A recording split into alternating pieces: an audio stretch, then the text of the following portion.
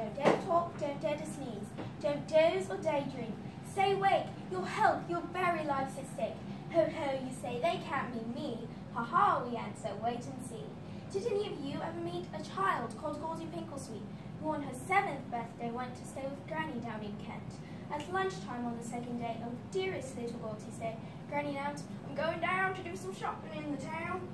Do you know why Granny didn't tell the child to come along as well? She's going to the nearest inn to buy herself a double gin. So out she creeps, she shuts the door, and Goldie, after making sure that she is really by herself, goes quickly to the medicine shelf. And there her little pretty eyes see pills of every shape and size.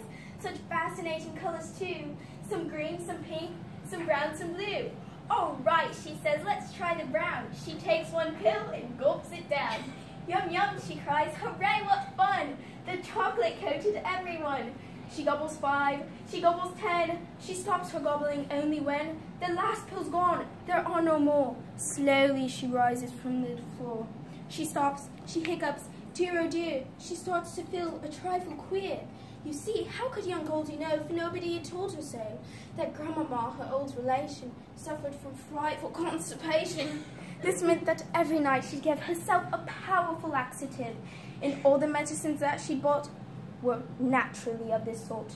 The pink, the red, the blue, the green were all extremely strong and mean, but far more fierce and meaner still was Granny's little chocolate pill. Its blast effect was quite uncanny. It used to shake up even Granny.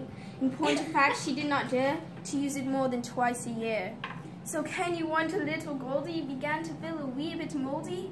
Inside her tummy something stirred. A funny gurgling sound was heard. And then, oh dear, from deep within, the ghastly rumbling sounds began. They rumblate and roar and boom. They bounce and echo round the room. The floorboards shake, and from the wall, some bits in paint and plaster fall. Explosions, whistles, awful bangs were followed by the loudest clangs. A man next door was heard to say, a thunderstorm is on the way. But on and on the rumbling goes. A window cracks, a lamp bulb glows. Young Goldie clutched herself and cried, there's something wrong with my inside. This was, we very greatly feared, the understatement of the year. For wouldn't any child feel crummy with loud explosions in their tummy? Granny at 2:30 came in, weaving a little from the gin. But even so, she quickly saw the empty bottles on the floor. My precious laxative, she cried. I don't feel well, the girl replied.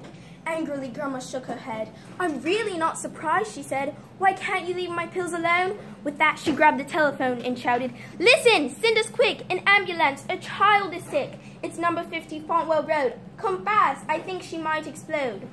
We're sure you do not wish to hear about the hospital and where they do a lot of horrid things with stomach pumps and rubber rings. Let's answer what you want to know. Did Goldie live or did she go? The doctors gathered around her bed. There's really not much hope, they said. She's going, gone, they cried.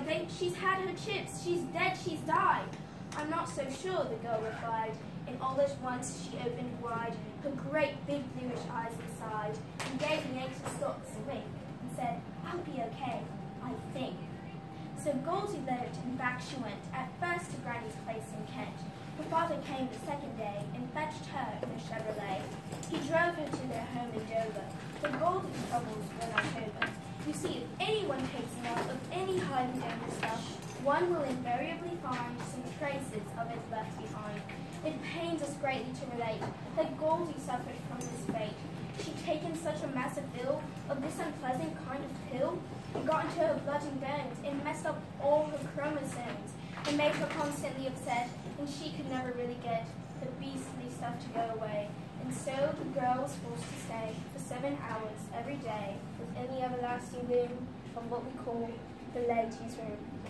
And after all, the WC is not the gayest place to be. So now, before it is too late, take heed of Goldie's dreadful fate. And seriously, all jokes apart, do promise us across your heart that you will never help yourself to medicine from the medicine shelf.